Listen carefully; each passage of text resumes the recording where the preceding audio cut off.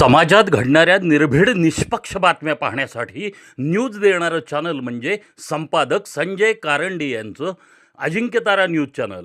पाहत रहा Ajinkyatara news channel. Follow करा, सबस्क्राईब करा.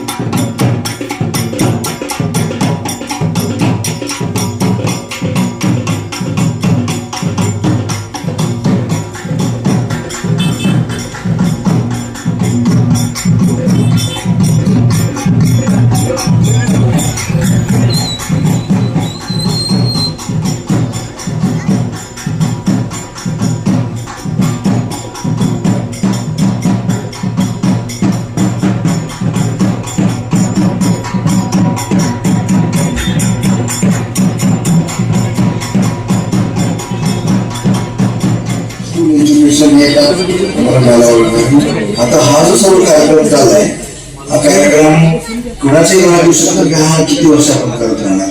साधारण हा कार्यक्रम कमीत कमी 30 वर्ष तरी चाललाच पाहिजे आणि हजारो वर्षाचा अंदाज आहे. त्यामुळे कार्यक्रम किमान 30 वर्ष तरी चालेल.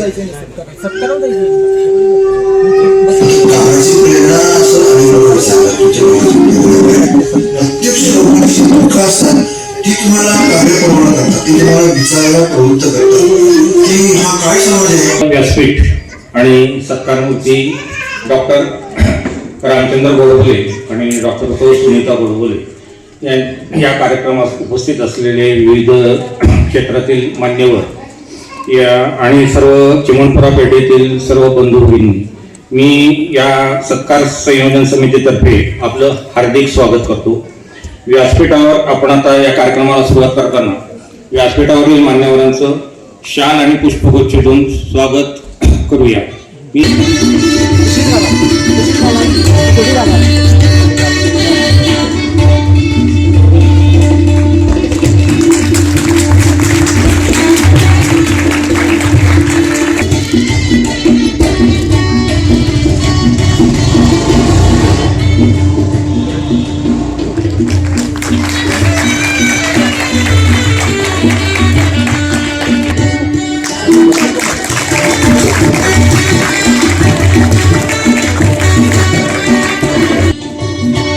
धन्यवाद.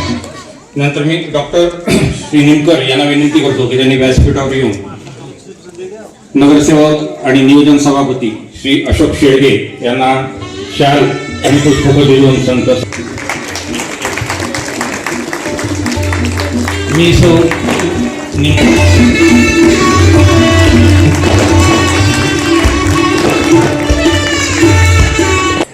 आज आपल्याला या कार्यक्रमाला जे लाभलेले दोन्ही सत्कारमूर्ती आहेत, चिमणपुरा पेठेमध्ये पहिल्यांदाच पद्मश्री मिळवलेले श्री डॉक्टर रामचंद्र गोडबोले आणि सौ सुनीता गोडबोले त्यांचं मी अभिनंदन करतो. पेठेत आपल्या पहिल्यापासून जी काही घराणी राहतात त्याच्यापैकी गोडबोले हे घराणं आहे. त्यांचे वडील श्री तात्या गोडबोले कुपर साहेबांच्याच कंपनीमध्ये सातारा रोडला होते. त्याच्यानंतर काही काळानंतर त्यांच्याच दवाखान्यामध्ये तिथे कंपाऊंडर म्हणून त्यांनी काम केलेलं होतं. त्यांच्या 7वी पर्यंत त्यांचं शिक्षण झालं. त्याच्यानंतर एखादं जिद्दीनं एखादी गोष्ट ठरवली तर कसं होतं, 3 अपत्य झाल्यानंतर पुन्हा शिक्षण घ्यायचं ठरवलं होतं. 8वी पासून पुढं BA BEd झाल्या आणि नगरपालिकेच्या शाळेमध्ये प्राथमिक शिक्षक म्हणून कामाला सुरुवात केली. एखाद्या गोष्टीचं बाळकडू हे पहिल्यापासून कसं मिळत जातं त्याचं उत्तम उदाहरण म्हणजे श्रीयुत राम गोडबोले यांच्या आई आहेत. हलाखीचीच परिस्थिती म्हणावी लागेल, तशी मध्यम परिस्थिती होती. अशा याच्यामध्ये सुद्धा काही वेळेला कोणीतरी अडचणी सांगायला यायच्या, त्यांच्या अडचणी ऐकून घ्यायच्या. कुणी म्हणालं काय ऐकत बसायचं, त्याला काय पैसे पडतात का, असं त्यांचं म्हणायचं असायचं. की ऐकून घ्यायला, त्याच्यावरती काहीतरी त्यांना समाधानकारक उत्तर द्यायला तर काही अडचण नाहीये. अशा पुष्कळ मदती करायच्या. आपली परिस्थिती बघून जे जमेल ती कुठेतरी मदतही त्या करत होत्या. अशा या संस्कारामध्ये श्रीयुत राम गोडबोले हे वाढत गेले. आपल्या परिस्थितीच्या ह्याच्यातनं सुद्धा त्यांनी आपल्या 3 मुलांना उत्तम शिकवलं. त्याच्यामध्ये एक भाऊ आहेत ते BTech आहेत, त्यांच्या बहिणी होते ते LLB आहेत आणि डॉक्टर स्वतः या अरेंगला याच्यामधनं BAMS झाले. मुलांना चांगलं शिकवलं, सगळं झालं. पुढं गोडबोले डॉक्टरांची एक इच्छा होती की पहिल्यापासून जाऊन बाहेर कामं करायची. त्याच्यामध्ये सुरुवातीला प्रॅक्टिस सुरू झाली.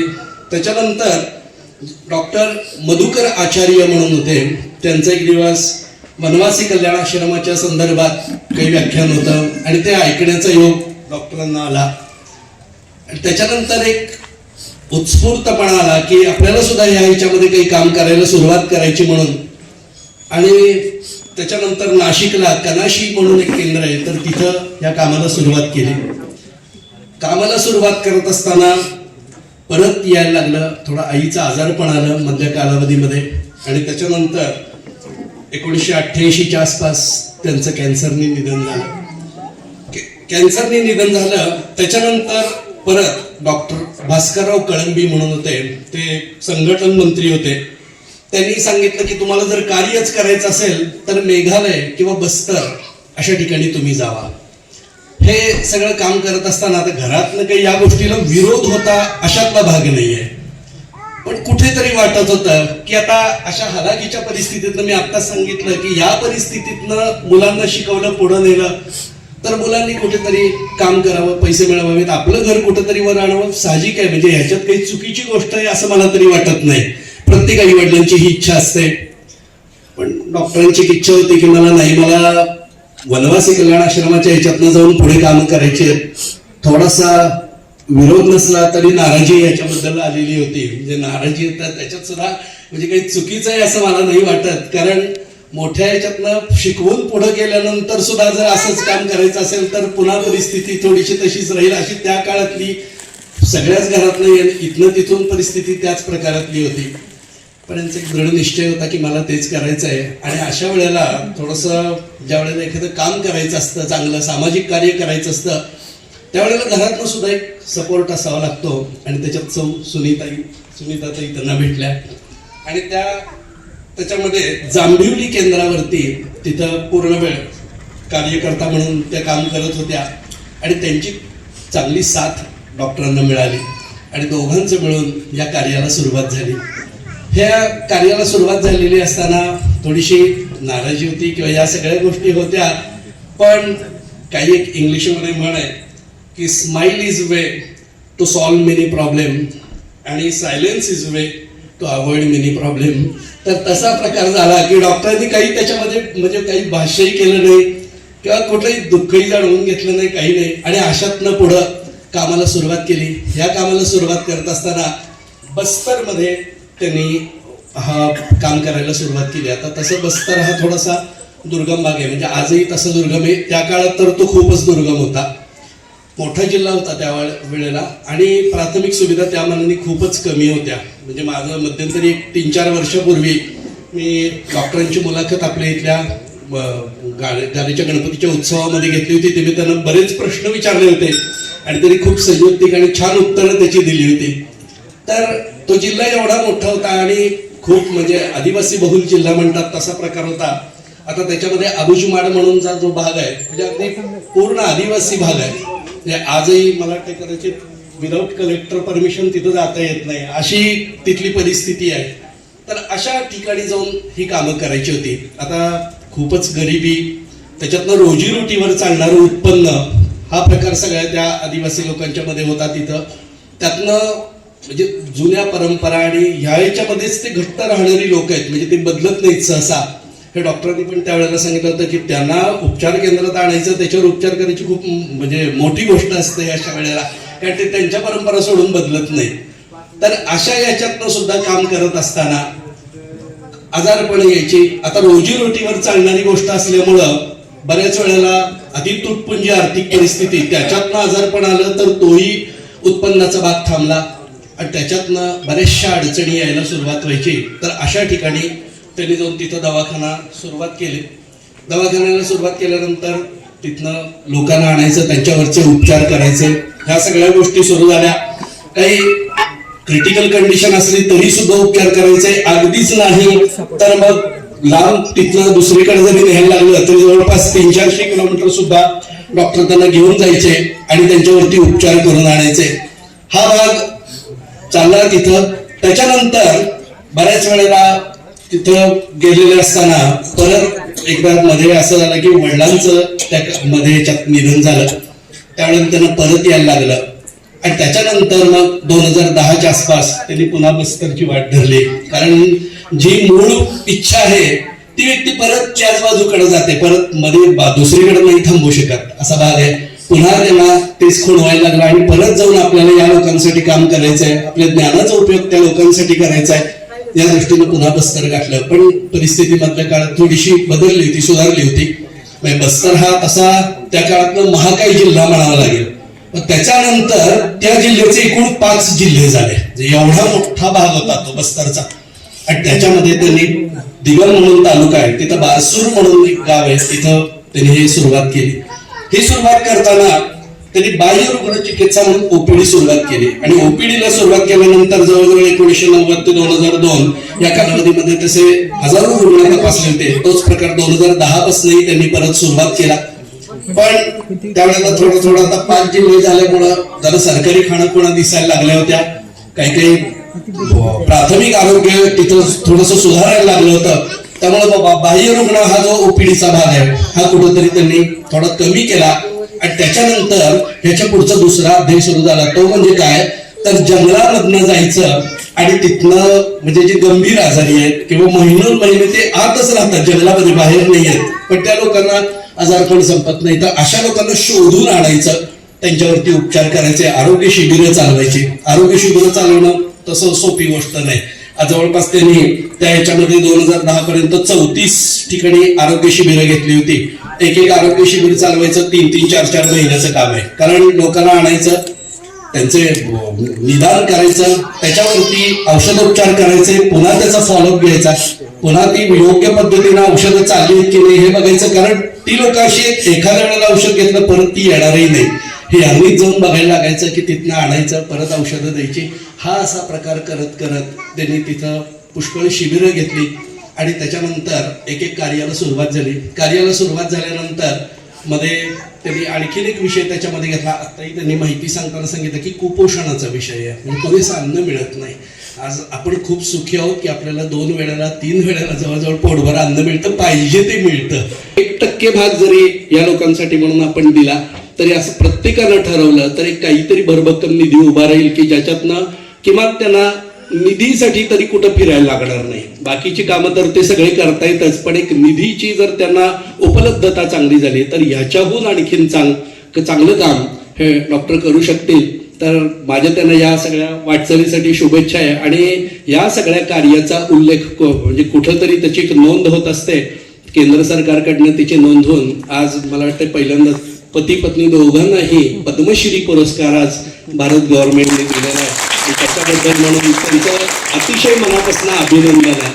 तसंच हा जो सगळा सत्कार करायचा आहे त्याला जी सत्कार मूर्ती म्हणजे यांचा सत्कार करण्यासाठी सुद्धा आपल्याला जी कडे व्यक्ती लाभली तर ती आज खूप सन्माननीय मोठी व्यक्ती लाभलेली आहे. डॉक्टर श्री फारुख कुपर साहेब हे आज आपल्याला तिथं लाभले. मला मगाशी आल्याच ते म्हणले की मला सिलेक्ट का केलंय तुम्ही, तर याची दोन कारण आहेत. म्हणजे मी आज एक योगायोग म्हणेन की डॉक्टरांचे वडील हे त्याच कारखान्यामध्ये होते. आज साताऱ्यामध्ये शिक्षण झाल्यानंतर तो लोंढा सगळा बाहेरच जातोय, म्हणजे पुणे, मुंबई, हैदराबाद बाहेर जातोय.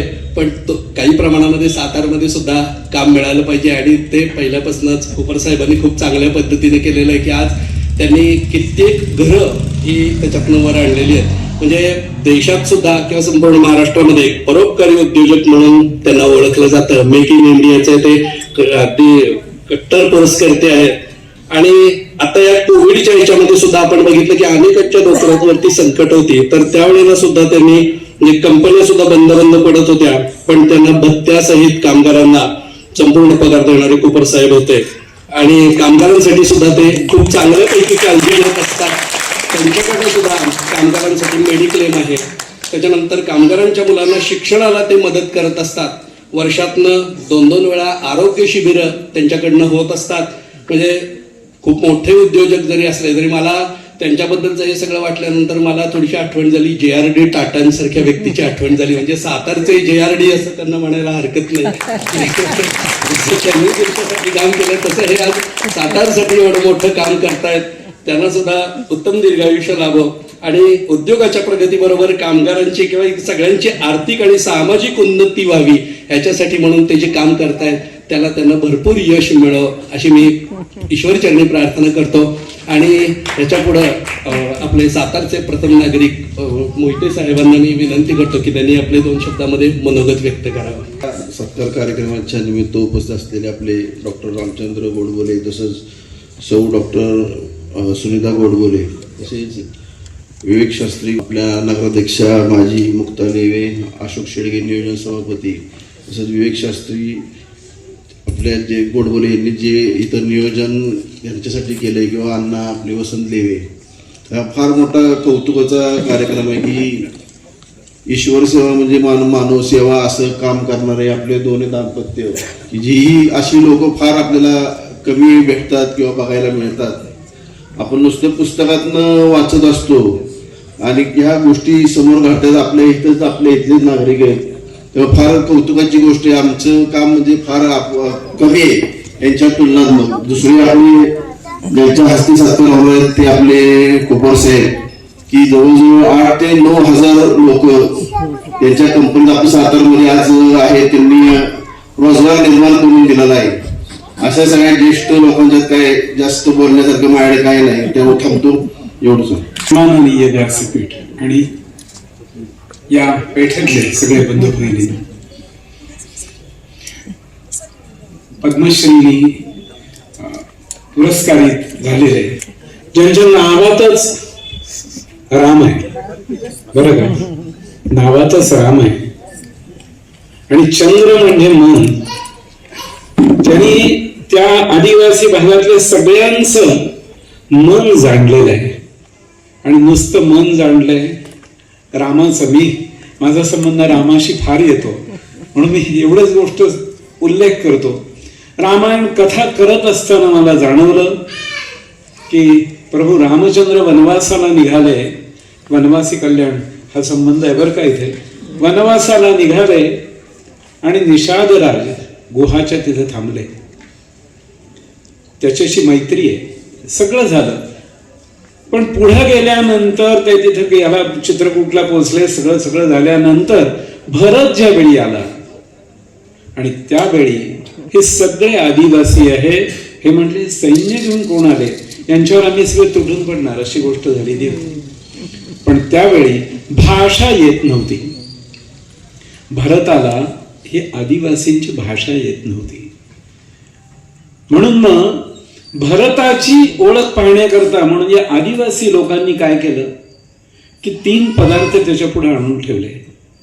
हा कुठला घेतोय त्याच्यावर याच्याशी युद्ध करायचं का नाही हे ठरवायचं. म्हणून अशा 3 गोष्टी आणून ठेवल्या.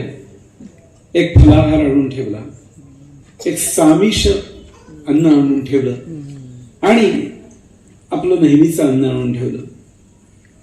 पण या 3ही गोष्टी ज्यावेळी त्याच्या पुढे आणून ठेवल्या आणि हा कशाला हात लावतोय त्याच्यावर युद्ध करायचं का नाही हे ठरेल.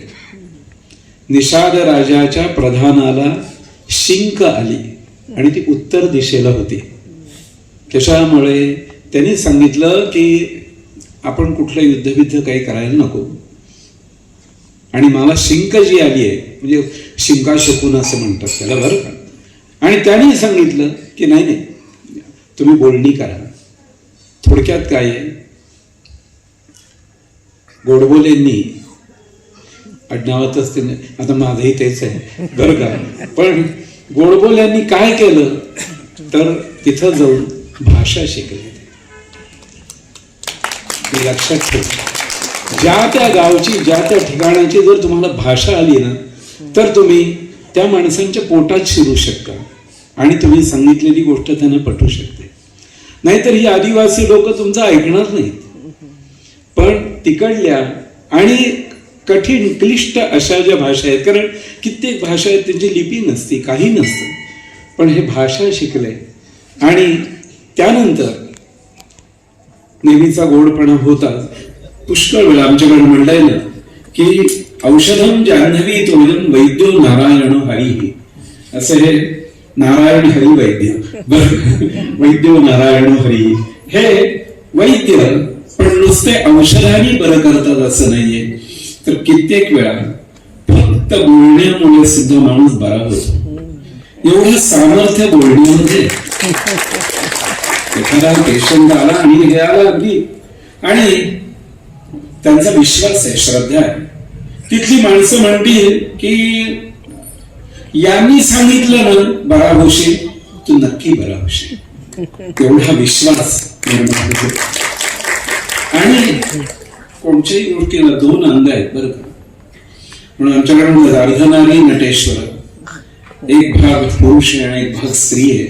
तर तसे हे दोघं आहेत आणि त्यांनी दोघांनीही इतकी परमसेवा केली त्या भागामध्ये. दुर्गम भाग आहे आणि खरोखर मी बस्तर भाग, दंतेवाडा भाग याच्या बाबतीत पुष्कळ वाचलंय. मला सगळं आता सांगत बसायचं नाही, कारण पुष्कळ सांगितलंय आणि डॉक्टरही सांगणार आहेत. त्यामुळे मला एवढंच म्हणायचंय की आपल्या पेठेतले आणि उत्तुंग असं स्थान ज्यांनी प्राप्त केलेलं आहे त्यांचं पुन्हा पुन्हा अभिनंदन करावं वाटतं. मगाशी त्यांची मुलाखत चालू होती त्यावेळी असं झालं की ते बोलता बोलता म्हणले की हा पद्म पुरस्कार मिळालाय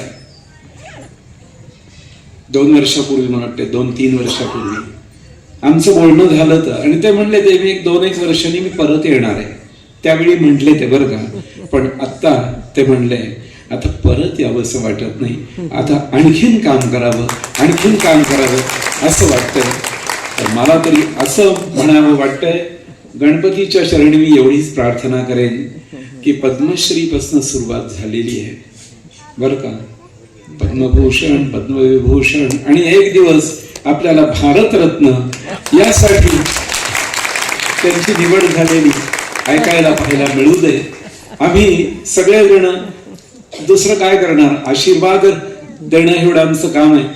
आणि त्यांच्या उत्तम कार्याला सगळ्यांनी उदार हस्ते मदत करावी आणि सत्कार करण्यासाठी सुद्धा उदार हृदयाची माणसं इथं आलेली आहेत. त्यामुळे इथपासूनच आपण सुरुवात झाली असं समजूया.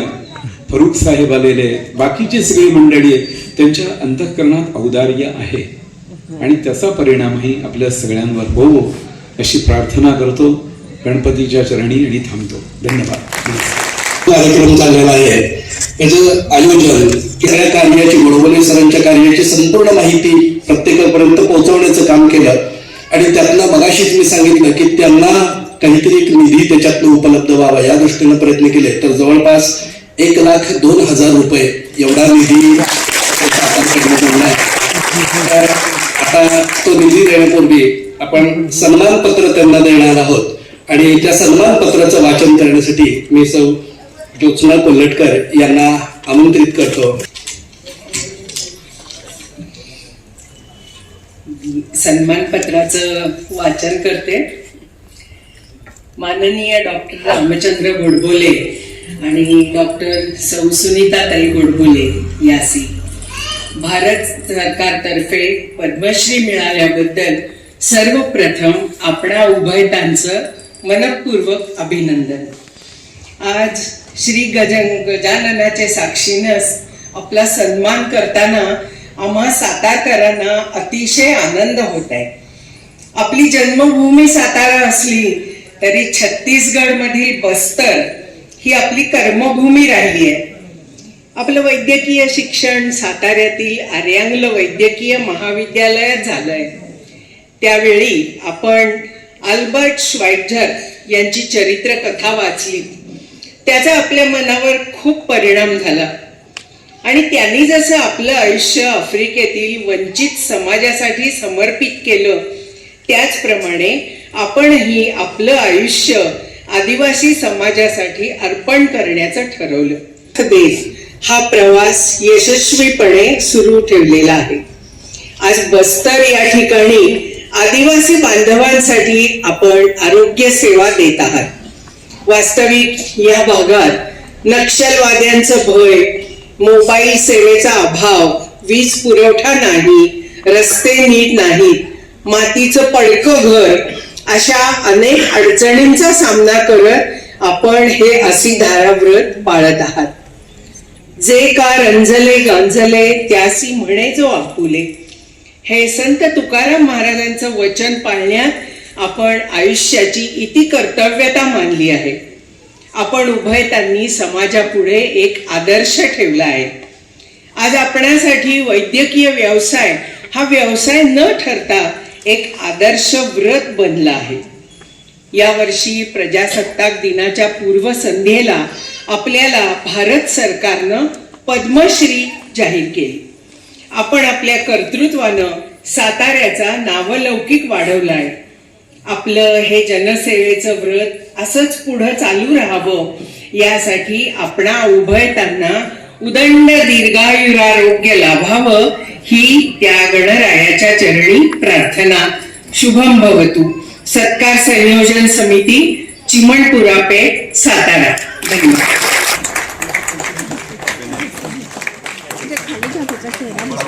खाली घ्यायचं थोडं खाली. हां ओके. थोडं अजून समोर जरा.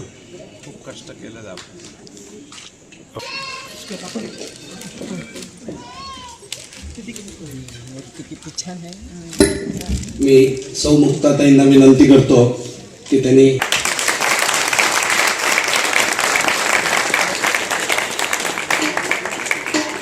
श्री भूषण स्वामी आज इथं उपस्थित आहेत आणि ते आज समर्थ रामदास स्वामींचा प्रसाद म्हणून श्रीफळ आणि शाल असं देऊन गोडबोले सरांचा सन्मान करते. मी त्यांना विनंती करतो की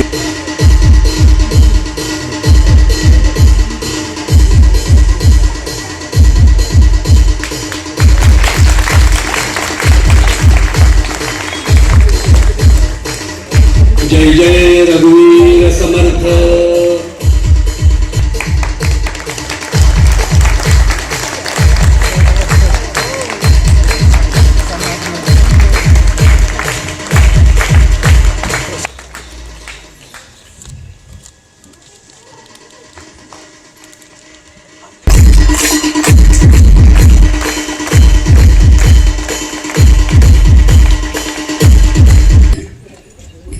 चिमणपुरा पेठेतला हा कार्यक्रम म्हणजे थोडा भावनाशील होण्याचा हा प्रसंग आहे. आपल्या पेठेमध्ये आपल्याच भागातल्या लोकांनी असा आपलं सन्मान नाही म्हणायचं. सकाळी मला इंग्लिश कृपया म्हणलं की तुमचं कौतुक करताय सगळे, सन्मान म्हणू नका त्याला कौतुक म्हणा.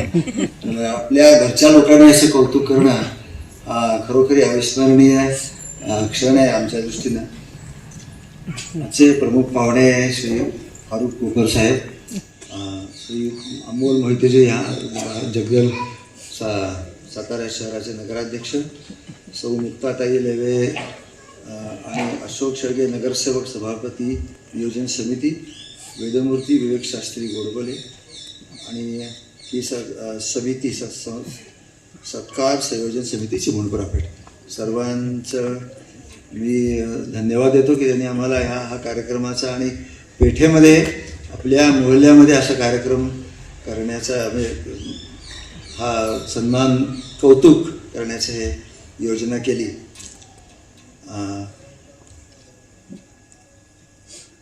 संत शिरोमणी जगद्गुरू तुकाराम महाराजांचा एक अभंग आहे. तो अभंग मला पूर्ण आठवत नाही, पण त्यांनी असं म्हटलेलं आहे एका ठिकाणी की हा माझा नावलौकिक कशामुळे झाला मला समजत नाही, माझ्यामध्ये एवढी लायकी नाही आहे आणि तरी हा एवढा लौकिक माझा जगभर कसा झाला. तर मी विठ्ठल विठ्ठल विठ्ठल म्हणत गेलो आणि माझा हा एवढा नावलौकिक झाला.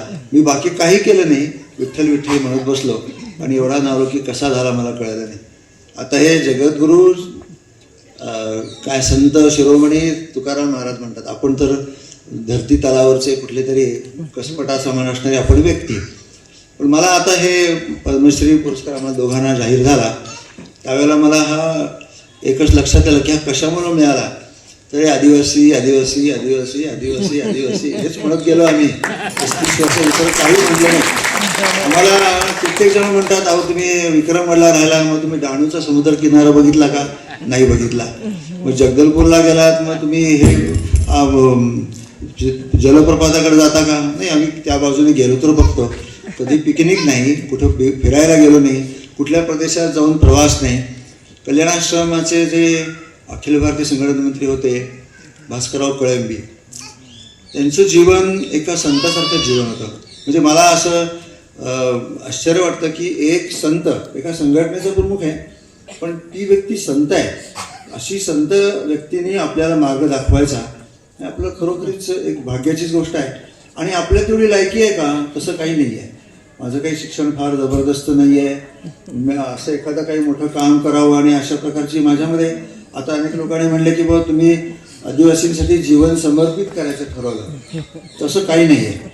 आदिवासींसाठी जीवन समर्पित करणं ही सुनीताची निष्ठा होती. मग तिची निष्ठाच अशी होती की आदिवासींमध्ये काम करणारा जो असेल त्याच्याशीच मी लग्न करणार. मला असं शहरात जाऊन नोकरी करणारा कोणी नको. तिची श्रद्धा आहे. त्याच्यामुळे तो हम लोग कभी कभी मजाक मध्ये म्हणतो की सत्ययुग में तो राम के पीछे सीता माई चली गई, कलयुग में सीता माई के पीछे राम चला गया. ऐसा उल्टा है. आप जो समझ रहे हो वैसा नहीं है, तो थोड़ा सा उल्टा भाग है. तो ये हा एक भाग झाला. दुसरा असं की आता काही अनुभव पुष्कळ अनुभव सांगायचे की वेळेची मर्यादा आणि सगळी आहे.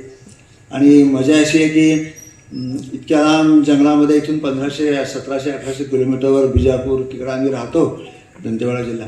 कोण आमचे अनुभव ऐकायला येत नाहीत. त्यामुळे असं तुमच्यासारखे मिळाले तर मग आम्ही कशाला सोडा. म्हणून आम्ही 20 मिनिटाच्या ऐवजी 5 तास आम्ही अनुभव सांगत बसू. त्यामुळे तुम्ही कंटाळून जाल इतके आम्ही आमचं तोंड बंद करण्याची क्षमता तुमच्यामध्ये आहे, माझ्यामध्ये नाही आहे.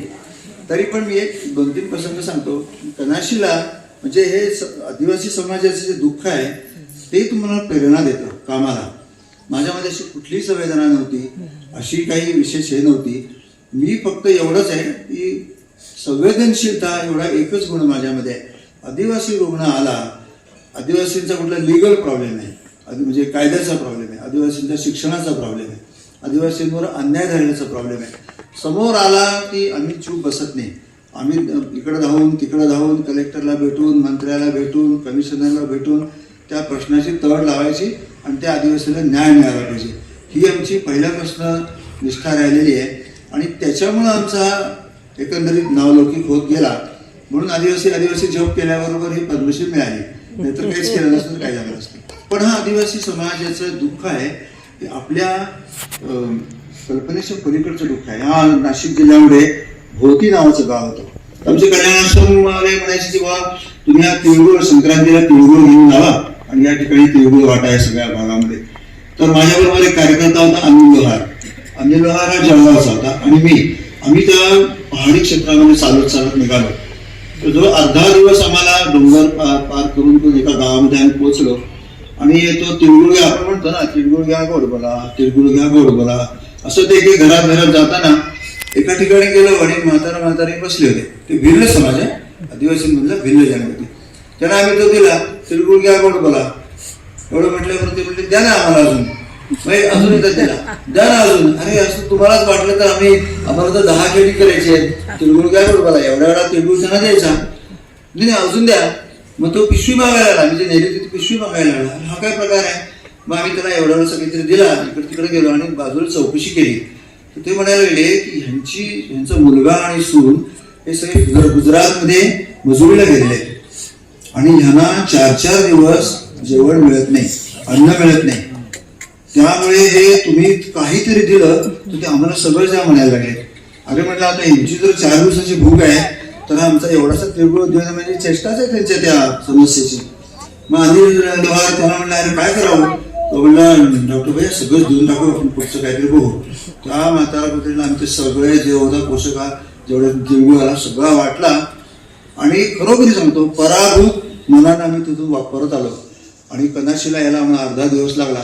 आम्हाला हे समजे ना की 4 दिवस ज्या दिवशी जेवण नाही, आम्ही इथं जेवण करायचा मला अधिकार आहे की नाही. इतकी मला त्या प्रसंगाची आठवण झाली.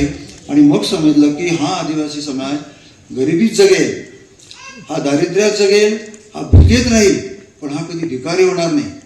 सगळ्या जगाचा इतिहास बघा, मोझांबिक बघा, घाना बघा, सिएरा लेवन बघा, नाही तर तिकडं दक्षिण आफ्रिकेचा आदिवासी बघा, साऊथ अमेरिकेचा आदिवासी बघा. आदिवासी समाज कधी भीक मागत नाही. आदिवासी समाज दुसऱ्यासमोर हात जोडणार नाही. आम्ही ज्या परिस्थितीत आहोत त्या परिस्थितीत जगू, मरून जाऊ, पण आम्ही तुमच्यासमोर हात नाही जोडणार. हात नाही जोडणार म्हणजे तो अहंकार नाही, त्यांना नाही जे आहे मिळालं ते मिळालं. पुढे आम्ही बस्तरला गेलो. इथून आम्हाला बस्तरला पाठवलं.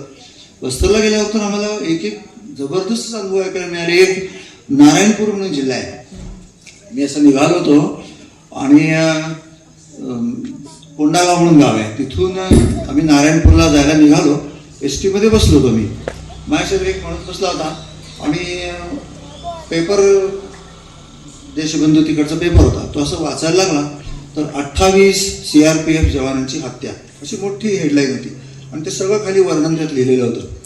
तर मी ते मला कल्पनाच नाही. मी बारसूर निघालेला, नारायणपूरला निघालो, केव्हा काय झालं मला कल्पना नाही. तो पेपर मी वाचता वाचता पलीकडचा माणूस बसला होता, त्याला मी सहज म्हणलं क्या रे क्या समाचार दिख रहा है. तो माणूस म्हणाला क्यों बात कर रहे हो, पढ़ नहीं सकते हो क्या, क्यों बात कर रहे हो, पढ़ो और चुपचाप रहो ना. इतकी दहशत की पेपरमध्ये आलेली एवढी मोठी बातमी आहे, एकमेकाशी बोलायचं सुद्धा नाही. मग आम्ही आमची गाडी त्या नारायणपूरला गेली. नारायणपूरला जिल्हा येतो आता. तर नारायणपूरमध्ये गेल्यावर बघितलं की 28 प्रेत, त्यांच्या त्या CRPFचे जवान, सगळे खेडेगावातले लोक, मुलं, पण आज 28 गेलेले.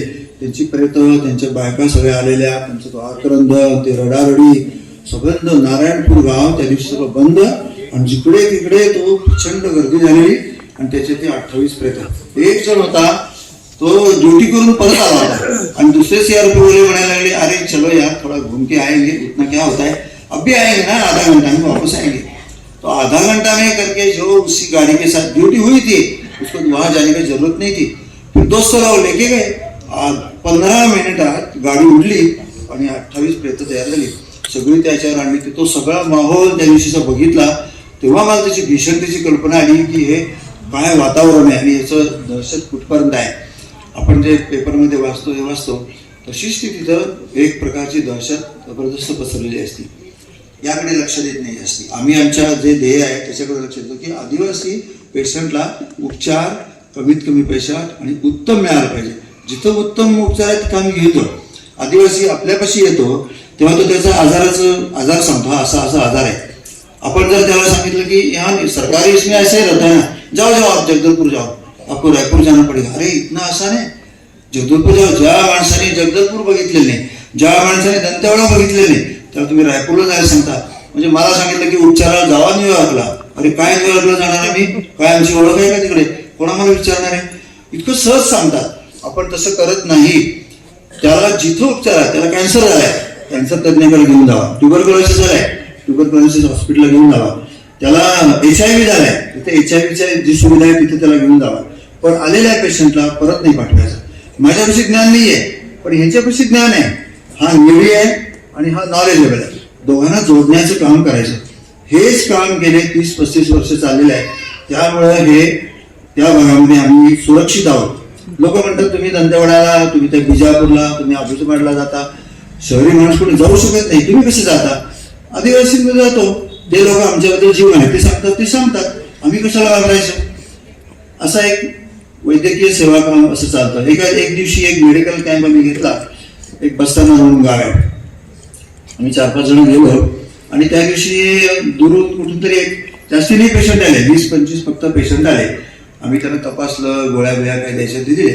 एक मुलगा होता 27-28 वर्षाचा असेल आणि त्याला 6 किलोमीटरवरनं सायकलवरनं घालून त्याचा छोटा भाऊ घेऊन आला होता.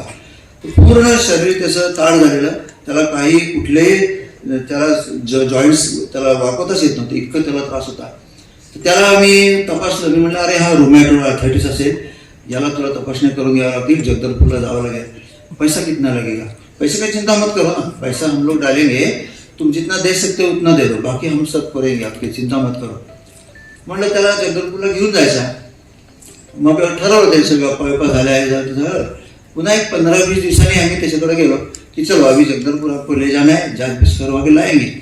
ते म्हणाले की हा पेशंट आहे ना, तो तुम्ही जो म्हणता त्याचं नाव धनीराम आहे आणि तो त्या पहाडावर एका मांत्रिकाच्या घरात थांबलेला आहे, तर तिथं तुम्हाला जावं लागेल, तिथं बघावं लागेल. मग मी आणि माझा सहकारी चितुराम एक आम्ही त्या पहाडावर गेलो. पहाडावर जाऊन बघितलं तो मांत्रिकाच्या ह्याच्यात बसलेला, त्याचा उपचार सगळं चाललेला. मग त्याला आम्ही म्हटलं की अरे आपको तो ठीक है ये उपचार तो आप करोगे, लेकिन आपको तो ले जाना पड़ेगा जगदलपुर. कब ले जाएंगे? यहाँ से कम 8 किलोमीटर आपको हम मोटरसाइकिल से ले जाएंगे, फिर बस में डालेंगे, जगदलपुर ले जाएंगे, जांच करवा के रात को वापस आएंगे. ठीक है, लेकिन मेरी माँ ठीक हो जाएगी तब. अच्छा, आपकी माँ को क्या हुआ है? मेरी माँ तो बीमार है. अच्छा, एकदा झालं मग असं करूया तसं करूया, अमकं करूया तमकं करूया. थोडा वेळ झाली की मेरी माँ ठीक हो जाएगी तब देखेंगे. पुन्हा तेच 3-4 वेळ झाल्यावर आमचा चितुराम एक आहे, तो म्हणायला लागला की भैयाजी ये क्या मामला है, माँ ठीक नहीं, माँ ठीक नहीं. त्याला विचारलं माँ कुठे आहे? और पहाड़ के नीचे एक झोपड़े में एक मांत्रिक के घर में वो माँ सोई है, वहाँ जाके आप देख लीजिए. तो कितना दूर है? एकदम नीचे इतना झोपडी दिख रही थी छोटीशी. मग आम्ही दोघं उतरून त्याच्या मागे गेलो आणि त्या घरात जाऊन बघितलं, तेव्हा त्या घरातल्या घर झोपडी त्याच्या उतारावर त्या बाईला फक्त नशीब एवढंच की तिचं डोकं खाली होतं, पाय थोडेसे वर होते, त्या बाईला झोपवलं होतं. आदिवासी बाई, माडिया समाजाचे लोक. आम्ही पटकन जाऊन बघितलं, पल्स नाही. बीपी बघितलं, बीपी नाही. अरे बाई नुसती फक्त बघतीये, बाकी काही नाही आहे, ही शॉक मधली केस आहे. आणि तुम्ही इथं कसं ठेवलं या बाईला? तर ती सगळी मुलं काय आदिवासी सगळे नाचतायत, मुलं नाचतायत, हा हो हो हो सगळं चाललेलं आहे. अरे ही बाई मरायला टेकली आहे, तुम्ही काय नाचताय सगळे? त्यांना पत्ताच नाही या गोष्टीचा. मग चितुरामला म्हटलं अरे ह्या बाईला कुठेतरी आपल्याला हलवावं लागेल ताबडतोब. मग काय करायचं, 108 मागवावी लागेल. मग फोन करायचा. मग रायपूरला फोन होतो, मग ते विचारतात तुम्ही कुठे आहात. मग जवळच्या PSC मधनं ती ॲम्ब्युलन्स येते. तर ती ॲम्ब्युलन्स आली तर त्याला कहाँ का गाँव है आपका? मुस्कोंटा में गाड़ी नहीं आएगी. नहीं आएगी, ऐसा कैसे होगा? एम्बुलेंस आपकी आनी पड़ेगी.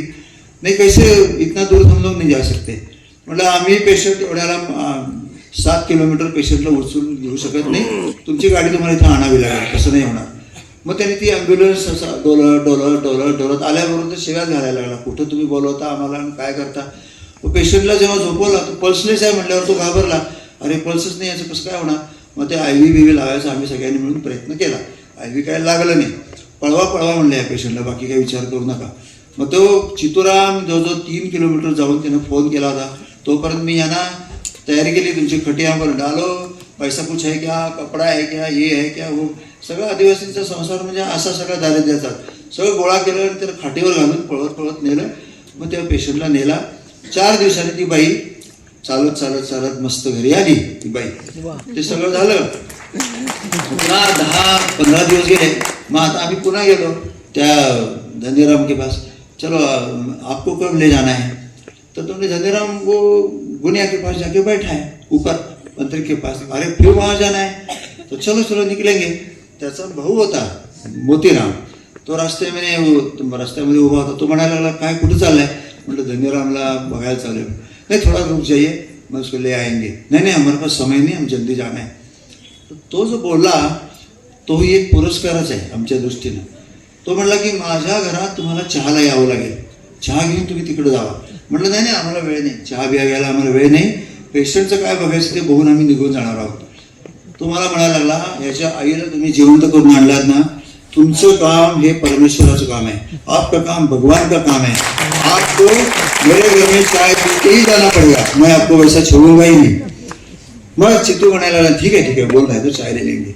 आदिवासी एखाद्या माणसानं आपल्याला अशी ओरली एक सर्टिफिकेट देणं ही कामाची पावती असते. माझा उत्साह वाढला, पण चितुरांचाही वाढला की बघा आपण चांगलं काम करतो. नाहीतर आदिवासी समाजामध्ये अशा कामाला कोण त्याचं हे करणार आहे, अरे लष्कराच्या भाकरी भागता त्याचं काय उत्तर द्या, असं चाललंय तसं चाललंय, अशी एक भावना असते. आणि तिसरा प्रसंग सांगतो. आत्ता दिवाळीच्या वेळेला आम्ही एका जंगलामध्ये एका गावात गेलो. अबुजमाडच्या बॉर्डरचं गाव आहे. अबुजमाड, नक्षलवाद सगळं आपण ऐकतो असतो त्या भागामध्ये. त्या गावामध्ये आमचा अर्जुन म्हणून आहे. त्यांनी मला विचारलं की गोवर्धन पूजेला आमच्या घरी याल का. म्हणजे जाऊ, गोवर्धन पूजा करू, त्याला काय प्रश्न आहे. त्याच्या घरी जायचं, गोवर्धन पूजा करायची आणि परत यायचं. आम्ही इतकं साधं सोपं गणित, 2 वाजता जाऊ आणखीन 4 वाजता तिथून परत या. आम्ही तिथं गेलो नाही, तर रस्त्यात गाड्या बिड्या उभ्या केलेल्या, रस्ता बंद झालेला. म्हणलं हे क्या आहे, यहाँ तो भीड़ हो गई. तो बोले यही तो कार्यक्रम चल रहा है ना, असं उधर जाना है. मी गेलो तिकडे गावामध्ये.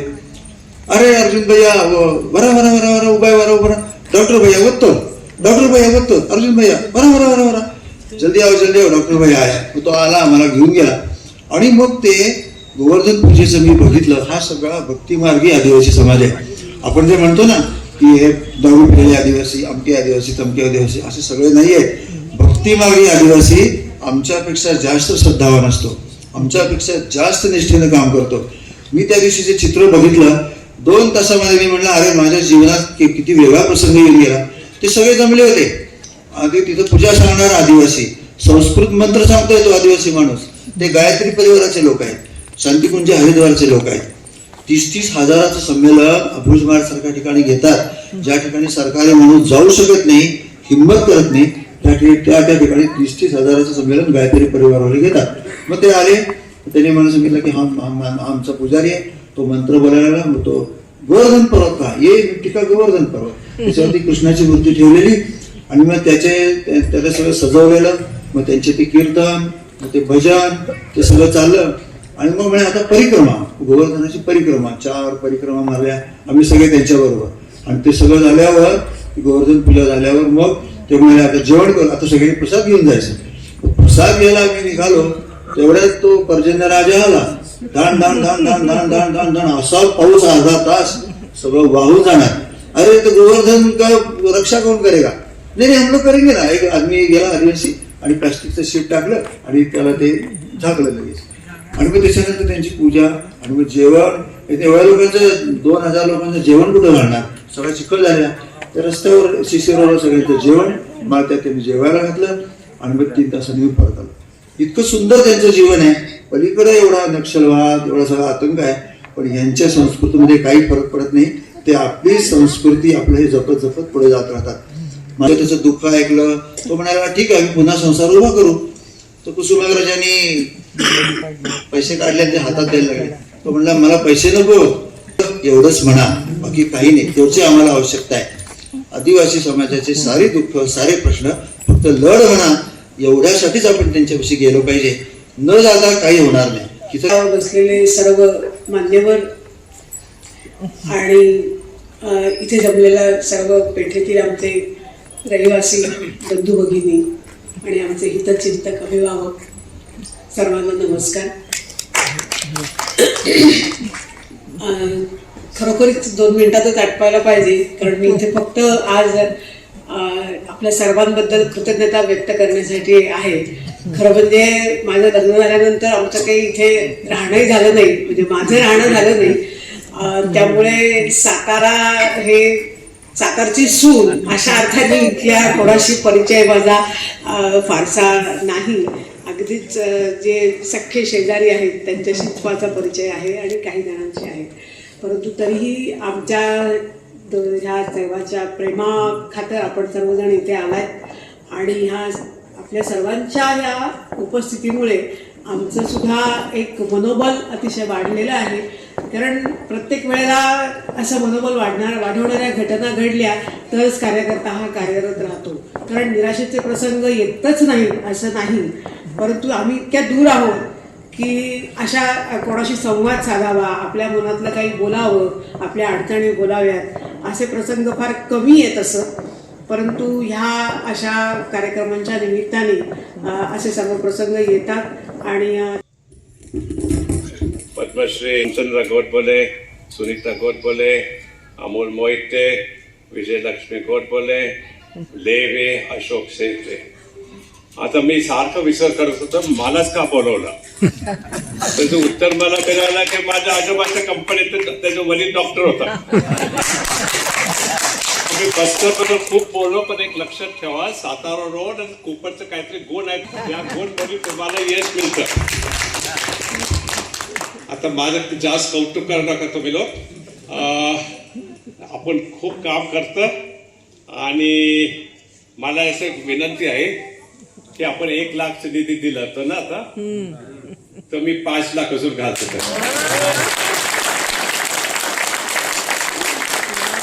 मी सगळ्यांना मदत करतो. तुमचं काही नियोजन असेल तर मला आवश्यक घेता, आपण काहीतरी करू. आणि आपलं मोहिते साहेब, आपण एक विनंती करू की आता बस्टर बंद करा. तुम्ही सातारचा आहे, निवृत्त घेऊन सातारला परत या आणि सातारला येऊन इथे तुमचं जे बस्टरमध्ये काम करतो ते इथे मी या. आणि मी त्याच्या पलीकडे 2 शब्द मी सांगत नाही. जय हिंद, जय महाराष्ट्र. रामकाकावरती तर चिमणपुरातल्या प्रत्येक व्यक्तीचा अधिकार आहे. आज त्यावेळेला मिरवणूक ठरली मंगळवार तळ्यापासून इथं. काल आमच्या घरात चर्चा झाली होती की म्हणलं रामकाकाला काय फार आवडायचं नाही, काय करायचं म्हणून मी बोलतो रामकाकाशी. म्हणलं रामकाकाला मी तुला चालेल की नाही विचारलंच नाही. मी म्हणतो तुझी काढणार आहे मिरवणूक तर तू यायचं. बरं बाबा म्हणजे एवढा हक्काने रामकाकाबद्दल आपल्याला सगळ्यांना त्याला भेटता येतं, असे डॉक्टर मिळणं हे आपली भाग्याची गोष्ट आहे. या कार्यक्रमाच्या शेवटी मी श्री अंकुश शिंदे यांना विनंती करतो की त्यांनी आभार प्रदर्शन करावं.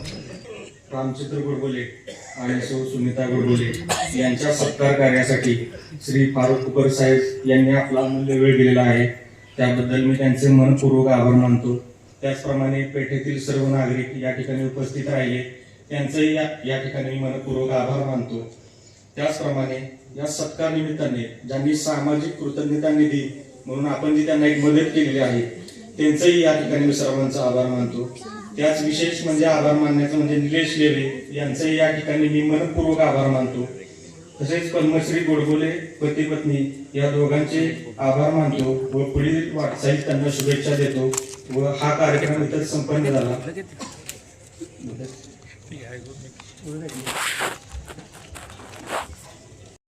ही 40 वर्ष बघते आणि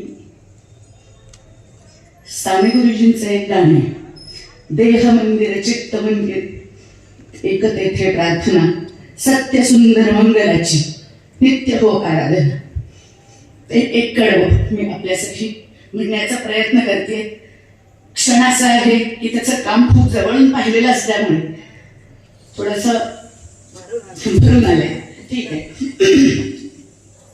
अर्थ आपल्या सगळ्यांना कळेल. हे त्याच्या कामाला चपखल बसणारं साने गुरुजींचं एकच कडवं आहे. देह मंदिर चित्त मंदिर एक तेथे प्रार्थना,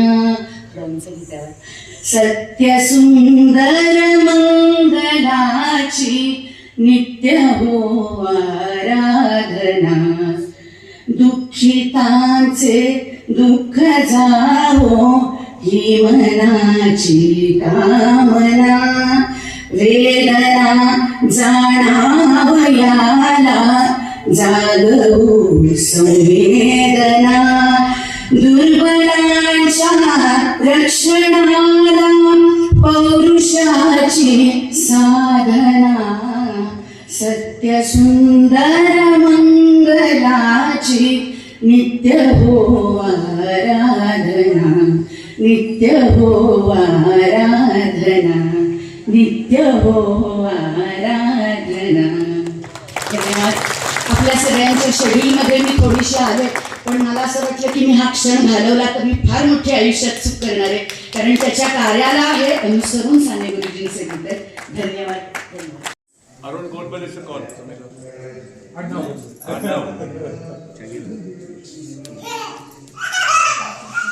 आमच्या पारसी समाजमध्ये सगळेजण गोड बोलतं, पण एका समाजाचं नाव गोडबोले नाही. पुरस्कार जो केंद्र शासनाकडनं मिळालेला आहे तो आम्हाला आदिवासींमधल्या आरोग्य सेवेसाठी मिळालेला आहे. आदिवासी भाग हा छत्तीसगडमधला किंवा बस्तर ज्या भागात आम्ही काम करतो तिथे जवळजवळ 70% हा आदिवासी भाग आहे. आणि माडिया, हलबा, भत्रा, दोरला अशा जनजातीचे हे सगळे जनजाती समाज ह्या भागात राहतो. हे जंगल प्रचंड आहे आणि वैद्यकीय सुविधा तेवढ्या नाही आहेत. अशा दुर्गम स्थितीत राहणारे हे जे वनवासी आहेत, जे आदिवासी आहेत, त्यांना वैद्यकीय सुविधा पुरवणं, त्यांना ज्या ठिकाणी योग्य ठिकाणी नेऊन त्यांचं रोगाचं निदान करणं, आधी तपासण्या करणं, निदान करणं, औषधाची व्यवस्था करणं आणि त्याची सर्व औषधं देऊन त्याला घरापर्यंत सोडणं आणि त्याचा पुढे 1 महिना, 2 महिने, 3 महिने फॉलोअप घेणं, हे सगळं जे काम आहे हे काम गेली 30 वर्ष आम्ही करतो आहोत. पहिला आमचा दवाखाना होता, त्यानंतर आम्ही मेडिकल कॅम्प्स घ्यायला सुरुवात केली. तर हा दक्षिण बस्तर दंतेवाडा असा हा भाग आहे. याच्यामध्ये दंतेवाडा जिल्हा, सुकमा जिल्हा, बिजापूर जिल्हा आणि बस्तर जिल्हा आणि काही भाग हा नारायणपूर जिल्हा, हा सगळा भाग हा दक्षिण बस्तरचा भाग येतो. त्याच्यामध्ये अबुझमाड नावाचा वेगळा प्रदेश आहे. हा भारतातला सगळ्यात प्राचीन आदिवासी लोक राहणारा हा भाग आहे. ह्या सगळ्या लोकांसाठी मेडिकल कॅम्प्स आणि त्याचा फॉलोअप हा गेले 30 वर्षापासून चाललेला आमचा कार्यक्रम आहे. त्यानंतर आम्ही जे काम करतो ते कुपोषित मुलांसाठी मेडिकल कॅम्प्स घेतल्यानंतर कुपोषित जी मुलं असतात त्यांच्याकडे दुर्लक्ष होत असतं. तर आम्ही ह्या जंगलातली त्यांचा पोषक आहार, त्यांचं मध्यान्ह भोजन, त्यांचं मलेरिया, आमच्या भागात प्रचंड मलेरिया आहे, एंडेमिक मलेरिया म्हणतात, म्हणजे 12 महिने मलेरिया पसरत असतो आणि 8-10 वर्षाच्या मुलाला 100-200 वेळा मलेरिया झालेला असतो. एवढा प्रचंड मलेरियाचा अटॅक असल्यामुळे या लोकांचा आहार पुरेसा नाही आहे. याची त्यांना कल्पना नाही आहे की आपण समतोल आहारामध्ये जगत नाही आहोत, याची त्यांना कल्पना नाही आहे. त्यामुळं हा जो कुपोषणामुळे होणारा रक्ताची कमी आणि मलेरियामुळे रक्त तुटतं त्यामुळे होणारी कमी आणि सिकल सेल ॲनिमिया नावाचा एक जेनेटिक आजार आहे, या सगळ्यामुळं ह्या मुलांचं जे आरोग्य आहे ते आरोग्य नेहमी धोक्यात असतं आणि यांना इतक्या प्रकारचे आजार होत असतात वर्षभरामध्ये. तर आम्ही अशा 8 ग्रॅम % खाली जी मुलं असतात अशा मुलांसाठी आम्ही 6 महिन्याचा प्रोग्राम चालवतो आणि या मुलांना कुपोषणातून दूर करण्याचा प्रयत्न करतो. आमचा असा अनुभव आहे की 80% आजार यांचे 6 महिन्यानंतर 80% आजार यांना बंद होतात. ते आजार बंद झाल्यावर त्यांचं पैशाचा जो कमी होती तेही बंद होत जाते. दिवसभर हॉस्पिटलमध्ये न्यायचं, तिथं राहायचं, हा सगळा प्रश्न समाप्त होतो. आणि मुख्य म्हणजे मृत्यूदर जो जास्ती आहे तो ह्याच्यामुळे कमी होऊ शकतो, कारण त्यांना आजारच होत नाही, त्यामुळे त्यांचे मृत्यू होत नाही. हा मृत्यूदर कमी करण्यासाठी सगळ्यात चांगला उपाय आहे की त्यांना कुपोषणातून बाहेर काढणं. म्हणून ह्या मुलांसाठी आम्ही कुपोषणाचे काम करतो. आणि आता आम्ही एका गावातल्या 20 मुलांना कुपोषित मुलांना आम्ही ठीक केलं. यानं किती फरक पडणार आहे म्हणून वामनराव पै म्हणतात, वामनराव पैचं एक वाक्य आहे की विचार बदला नशीब बदले. तसं आम्ही ह्या शाळेतल्या मुलांना 6वी, 7वी, 8वीच्या मुलांना आम्ही 2 तासाचा कार्यक्रम घेतो, अपने शरीर को जानो आणि कुपोषण व्यसनमुक्ती, हे वेगळे 2 कार्यक्रम असतात. हे आम्ही एका वेळेला 50, 60, 70 आदिवासी लहान 6वी, 7वी, 8वीच्या मुलींना आम्ही शिकवतो आणि तो 2-2.25 तासाचा कार्यक्रम करून त्यांना हे आम्ही सांगतो की तुम्हाला हा जे कुपोषण झालेलं आहे, तुमची रक्ताची कमी आहे आणि तुमचे एवढे सगळे आजार का होत आहेत, ह्याच्या मुळाशी तुमचं कुपोषण आहे आणि मलेरिया आहे, हे त्यांना आम्ही समजावून सांगतो त्या मुलांना. आणि तो विचार जेवढा वाढत जाईल तेवढं ह्या समाजाचं कुपोषण कमी होत जाईल, तेवढे त्यांचे आजार कमी होत जातील, तेवढा सरकारचा जो पैसा खर्च होतो तो कमी होईल आणि हा सरकारचा जो करोडो रुपये वाचतील ते त्यांच्या विकासासाठी उपयोगाला येतील. तर ह्या दृष्टीनं हा कुपोषणाचा कार्यक्रम, स्कूल एज्युकेशन आणि मेडिकल कॅम्प्स विथ फॉलोअप हा विषय आम्ही घेतो. त्या भागात वाड्यावाड्यावर म्हणजे सर्व ठिकाणी सुविधा नाही आहे, जाण्याची सुविधा नाही आहे. तुमचे मोटरसायकल तुमच्या गाडीनेच तुम्हाला जावं लागेल किंवा काही ठिकाणी चालत जावं लागेल. बाकी आपल्या इकडे सारखी पब्लिक ट्रान्सपोर्ट सिस्टीम तिथं काही नाही आहे. त्यामुळे जे काय करायचं ते तुम्हीच करायचं, तुम्हीच त्या लोकांना भेटायचं, त्यांना समजावून सांगायचं, औषधी योजना काय असेल ते सगळं तुम्ही करायचं. आणि या सगळ्या मुलांची दंतेवाडा आणि जगदलपूरला बालरोग तज्ज्ञांकडनं तपासण्या करून मग त्यांचा 6 महिन्याचा प्रोग्राम चालू असतो. या कुपोषणाच्या या कामामुळे आणि या शाळांमध्ये शिकवल्यामुळे याच्यामुळे आमचे कलेक्टर त्या भागातले त्यांनी आमचं नाव सुचवलं होतं की यांना ही पद्मश्री दिली गेली पाहिजे. आमचं म्हणणं मिळणार असेल तर मिळणार असेल, आम्ही पद्मश्रीच्या मागे काही नाही आहे. आम्हाला आमचं जे ध्येय आहे तर ह्या आदिवासी लहान मुलांचं कुपोषण मिटवणं हे आमचं ध्येय आहे. मग त्या सगळ्या कामातून आम्हाला ही पद्मश्री पुरस्कार मिळालाय. आता मिळाला तो चांगलाच आहे, पण ह्या पुरस्काराचा दुसरा असं गोष्ट आहे की आता अजून काम करा असं ते आम्हाला सांगतात. त्यामुळे आता आम्हाला भरपूर जास्ती काम करावं लागेल. या पद्म पुरस्कारामुळे आनंद तर नक्कीच झालेला आहे आणि या निमित्ताने मी भारत सरकार, आमचं छत्तीसगडचं राज्य सरकार आणि दंतेवाडा जिल्हा प्रशासन या तिघांचेही आम्ही आभार मानतो. परंतु याचे 2 विशेष मला जाणवतात ते असे की ह्या निमित्ताने बस्तरच एकूण जो आमचा विशेषतः दक्षिण बस्तर जो नक्षलवादी आणि नक्षलवाद किंवा आतंक आणि अलगाववाद याच्यामुळे जो काय म्हणू आपण त्याला एक प्रकारे खूप प्रसिद्ध असा जो मीडियाने केलेला भाग आहे, त्याच्यामध्ये हे एवढे मोठे प्रश्न तिथल्या समाजाचे आहेत आणि जोपर्यंत सर्व समाज हा सगळ्या एकाच बरोबरीने पुढे येत नाही, त्याचा विकास होत नाही कुठल्याही प्रकारे असेल, मग तो शिक्षा क्षेत्रात असेल, स्वास्थ्य असेल किंवा उद्योग असेल, रोजगार असेल, सर्व क्षेत्रात, तोपर्यंत आपण भारत हा पुढे गेला आहे, विश्वगुरू वगैरे बनला आहे, ह्या म्हणण्याला काही फारसा अर्थ नाही. आणि त्यामुळे ह्या निमित्ताने ह्या सगळ्या प्रश्नांकडे पण समाजाचं लक्ष जाईल. त्याचप्रमाणे आमच्यासारखे जे कोणी असे जाऊ शकतात, तर अजूनही कोणी नवयुवक आहेत की ज्यांना करिअर हे एक आहेच, आर्थिक सुबत्ता हा सगळा विषय आहे, तो आज आवश्यकही आहे, परंतु त्याच्या पलीकडे सुद्धा जो आपला भारत आहे, म्हणजे आज इंडिया आणि भारत अशी पण एक जी काय म्हणू आपण टर्मिनॉलॉजी आहे, त्याच्यामध्ये हा जो भारत आहे ह्या भारताकडे पण आपण लक्ष दिलं गेलं पाहिजे. आणि त्याच्याकरता माझं म्हणजे मला असं वाटतं की ह्या पद्मश्रीच्या निमित्ताने लोकांना आम्ही हे आवाहन करतो आहोत सर्वच ठिकाणी की युवकांनी आणि तरुणांनी, म्हणजे त्याच्यामध्ये तरुणीही आल्या, तरी सगळ्यांनी ह्या भागाकडे आलं पाहिजे आणि इथल्या वेगवेगळ्या पद्धतीने अभ्यास केला पाहिजे. इथली आमच्या भागातली कृषी व्यवस्था, जैविक कृषी हा मोठा विषय आहे की जो आज आवश्यक आहे. मिलेट्स आमच्याकडे भरपूर मिळतात, मिलेट्स वर्ष गेल्या वर्षी केंद्र सरकारने जाहीर केलं. ह्या सगळे विषय आहेत. मग आरोग्यातले तर विविध प्रश्न आहेत की ज्यांची ऑटो इम्युन डिसीज आमच्याकडे भरपूर प्रमाणात दिसायला लागलेले आहेत. त्याचं कारण काय असेल याचा अशा वेगवेगळ्या, नंतर आमच्या वनोपज जे आहे आमच्या इथे त्याच्यासाठी रोजगार निर्माण करणं हे IITiansचंच काम आहे, कारण त्यांनी जर त्या पद्धतीने टेक्नॉलॉजी निर्माण केली तर मोठ्या कारखान्यांच्या ऐवजी कुटीर उद्योग पण त्यांचा आर्थिक चांगला विकास करण्यासाठी जे उपयोगी आहेत असे उभे राहू शकतात. सुरुवातीला आम्हाला अडचण मुख्यतः जाणवली ती एकतर आपला चेहरेपट्टी सगळी शहरी आहे, त्यामुळे स्वाभाविकपणे तिथल्या लोकांमध्ये आपण किती मिसळू, किती ते आपल्याला स्वीकारतील हा एक भाग होता. परंतु दवाखान्याची जशी लोकप्रियता वाढत गेली, त्याचा तो जो सेवाभाव दिसला लोकांना, त्यामुळे तो एक भाव कमी झाला. आणि दुसरं असं की तिथे आम्ही भाषाही शिकलो.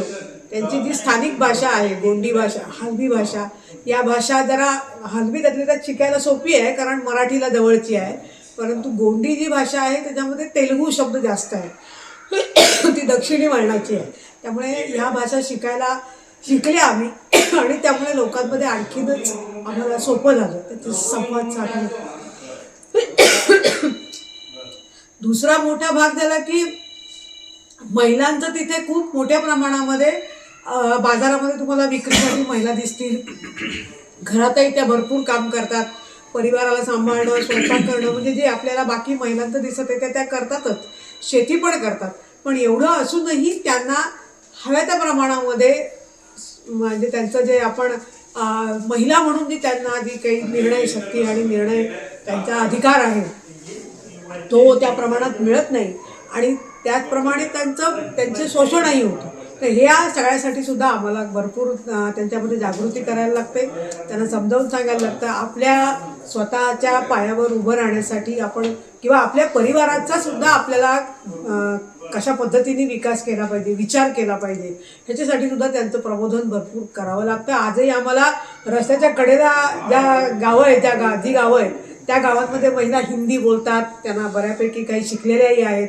परंतु अजून तुम्ही आत गेलात तर तिथे अजूनही महिलांचं शिक्षणाचं प्रमाण खूप कमी आहे आणि त्याच्यासाठी जागृती करणं, त्यांना आवाहन करणं, त्यांना त्याच्यासाठी प्रेरित करणं हे काम करावं लागतं. ट्रीटमेंट सुरुवातीला कसं आहे, कुठल्याही गोष्ट आम्ही हे तुमच्यात कमी आहे, हे का नाही तुम्ही करत, असं कधीच म्हटलं नाही. हे कसं करायला पाहिजे याचा एक आम्ही त्यांच्यासमोर वेगवेगळ्या गोष्टी सांगून, आमच्याबरोबर ज्या वनवासी समाजातल्या, तिथल्याच समाजातल्या ज्या मुली आहेत आमच्याबरोबर काम करताना, आम्ही वसतिगृह सुरू केलं, त्यामुळे त्या वसतिगृहात ज्या मुली आल्या त्यांच्या आईवडिलांना समजावून सांगून तिथे हळूहळू ते महिला चेतना शिबिरं घेतली, किशोरी विकासची शिबिरं घेतली. त्यामुळे तिथे एक वातावरण तयार झालं की अरे, कारण तुम्ही अमुक एक करू नका असं सांगण्यापेक्षा अमुक एक केलं तर तुमचं काय होईल, कशा पद्धतीने तुम्ही पुढे जाऊ शकतो आपण आणि का केलं पाहिजे हे त्यांना त्यांच्या भाषेतून, त्यांच्या उदाहरणातून समजावून सांगितलं. त्याच्यामुळे त्यांचा तिथे स्वीकार्यता वाढली, म्हणजे त्या आमच्या विचाराची. आता आम्ही असं कधी जाणवू दिलं नाही की तुम्ही कमी आहात आणि आम्ही सुधारायला आलो, असं ते बरोबरही नाही आहे. तसं काही स्थिती नाही आहे, कारण मागासलेला नाही आहे तो भाग अस्पर्शित होता, दुर्लक्षित होता, उपेक्षित होता, म्हणून तो मागे होता. पण त्यांच्याकडेही काही चांगल्या व्यवस्था आहेत, त्यांच्याकडेही काही चांगल्या पद्धती आहेत, त्याचा पुरस्कार करून आम्ही त्यांच्यातल्या त्रुटी पण दाखवून दिल्या आणि काम करताना त्यामुळे तुम्हाला काही भीती अशी काही नाही, कारण एकतर भाषा यायला लागल्यानंतर तर काही प्रश्न आला नाही. कधी भीती अशी काही नव्हती, कधीच कुठल्याच वनवासी भागात कधी रात्री बेरात्री सुद्धा आम्हाला कधी भीती वाटली नाही. आणि बाकीचाही कोणाचा त्रास झाला नाही, कारण जे सेवेचं काम आपण करत असतो त्याच्यामुळे तिथे ती एक हे असते. गावातले लोक सांगतात ना, ये हमारे लिए भैया भाभी है, इनको आपको कुछ नहीं करना है, ये आएंगे रहेंगे. ठीक.